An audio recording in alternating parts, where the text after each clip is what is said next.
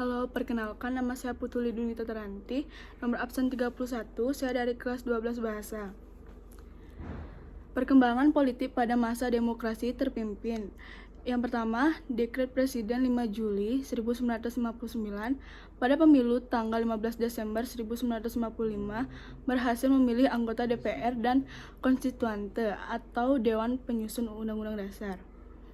Pada tanggal 10 November 1956, konstituante dilantik dengan tugas utama merumuskan UUD yang baru sebagai pengganti UUDS 1950.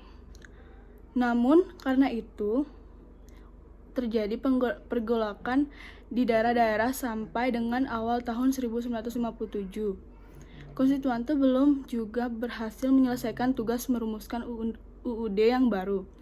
Karena gagalnya konstituante, pada dalam pelaksanaan tugasnya pada hari Minggu tanggal 5 Juli 1959 dalam suatu upacara resmi di Istana, Presiden Soekarno mengeluarkan dekret presiden yang berisi yang pertama, pembubaran konstituante, yang kedua, tidak berlakunya UUDS 1950 dan berlakunya kembali Undang-Undang Dasar 1945. Yang ketiga, pemberontakan MPRS dan DPAS. Yang kedua, pelaksanaan demokrasi terpimpin. Pada demokrasi terpimpin dimulai dengan berlakunya Dekret Presiden 5 Juli 1959 sampai berakhirnya kekuasaan Presiden Soekarno tahun 1966. Disebut demokrasi terpimpin karena demokrasi di Indonesia saat itu mengandalkan pada kepemimpinan Presiden Soekarno. Demokrasi terpimpin merupakan reaksi terhadap demokrasi liberal. Yang ketiga, arah politik luar negeri Indonesia pada masa demokrasi terpimpin. Yang pertama, peran aktif Indonesia pada awal masa demokrasi terpimpin. Pengiriman pasukan Garuda II ke Kongo untuk bergabung dengan pasukan perdamaian atau PBB. UNOK. Ikut memprakarsai berdirinya GNB. Yang kedua, konfrontasi dengan Malaysia. Sikap Indonesia yang konfrontatif terhadap negara-negara barat antara lain ditunjukkan dengan konfrontasi terhadap Malaysia. Hal tersebut karena pemerintah tidak setuju dengan pembentukan negara federasi Malaysia yang dianggap proyek neokolonialisme Inggris yang membahayakan Indonesia dan negara-negara blok NEVO. Dalam rangka konfrontasi tersebut, Presiden Soekarno mengumumkan Dwi Komando Rakyat atau Dwikora pada tanggal 3 Mei 1964 di Jakarta. Isi Dwikora yaitu perhebat ketahanan revolusi Indonesia yang dibantu perjuangan rakyat Malaysia untuk membebaskan diri dari nekolim Inggris. Yang ketiga, Indonesia keluar dari keanggotaan PBB. Pada tanggal 7 Januari 1965, dalam sebuah rapat umum anti pangkalan militer asing, Presiden Soekarno menyatakan bahwa Indonesia keluar dari PBB. Penyebab keluarnya Indonesia dari PBB adalah karena tidak menyetujui Malaysia menjadi anggota tidak tetap Dewan Keamanan PBB. Pembebasan Irian Barat. Latar belakang perjuangan salah satu konferensi meja bundar atau KMB yang diselenggarakan di Den Haag, Belanda pada tanggal 23 Agustus sampai 2 September 1949 adalah Irian Barat, sekarang Papua. Dari hasil tersebut ternyata ada perbedaan penafsiran antara Indonesia dan Belanda. Bangsa Indonesia menafsirkan bahwa Belanda akan menyerahkan Irian Barat kepada Indonesia, tetapi ternyata Belanda menafsirkan hanya akan merundingkan masalah Irian Barat dan bukan diserahkan ke Republik Indonesia. Pembebasan Irian Barat dibagi menjadi tiga tahap, yaitu yang pertama, tahap perjuangan diplomasi.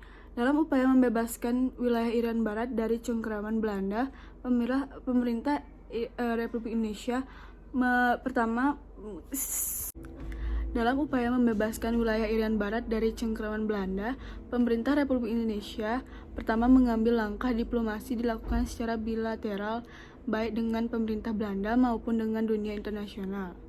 Yang kedua, tahap perjuangan bersenjata. Pada tanggal 19 Desember 1961, Presiden Soekarno dalam pidatonya di Yogyakarta menyampaikan suatu komando dalam rangka perjuangan pembebasan Irian Barat yang dikenal dengan Trikomando Rakyat atau Trikora.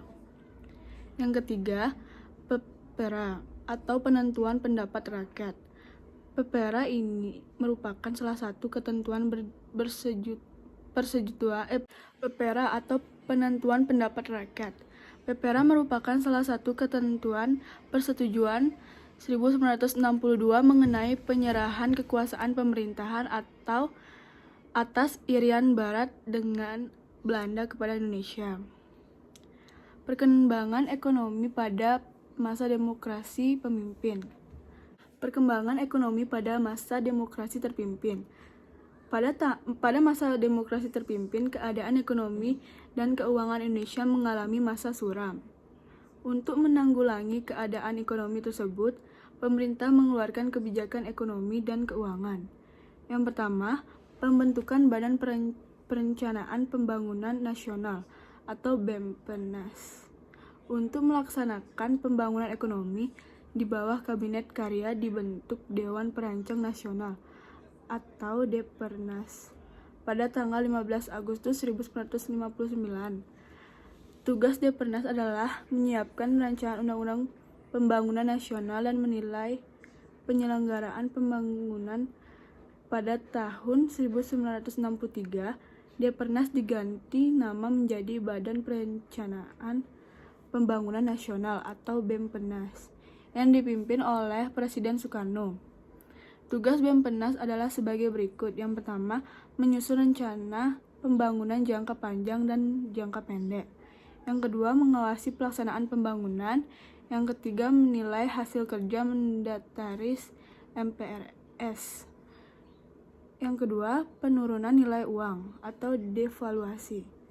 Tujuan dilakukan devaluasi adalah membendung inflasi yang tetap tinggi, mengurangi jumlah uang yang beredar di masyarakat, dan meningkatkan nilai rupiah sehingga rakyat kecil tidak dirugikan. Untuk membendung inflasi dan mengurangi jumlah uang yang beredar, pada tanggal 25 Agustus 1959, pemerintah mengumumkan penurunan nilai uang atau devaluasi, yaitu yang pertama, uang kertas pecahan bernilai 500 menjadi 50.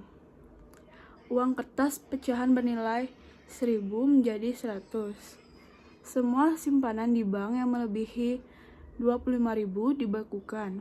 Namun, usaha pemerintah tersebut tidak mampu mengatasi kemerosotan ekonomi, terutama perbaikan dalam bidang moneter. Yang ketiga, deklarasi ekonomi atau DEKON. Untuk mengatasi keadaan ekonomi yang semakin suram, pada tanggal 28 Maret 1963 dikeluarkan landasan baru bagi perbaikan ekonomi secara menyeluruh, yaitu Deklarasi Ekonomi atau DEKON. Tujuan dibentuk DEKON adalah menciptakan ekonomi yang bersifat nasional, demokratis, beban dari sisa-sisa imperialisme untuk mencapai tahap ekonomi sosial Indonesia dengan cara terpimpin. Namun, langkah-langkah yang dilakukan pemerintah untuk memperbaiki ekonomi tersebut mengalami kegagalan. Faktor penyebabnya adalah yang pertama, penanganan masalah ekonomi tidak rasional. Yang kedua, ekonomi lebih bersifat politik dan tidak terkontrol. Yang ketiga, pengeluaran negara cukup besar. Sekian, terima kasih.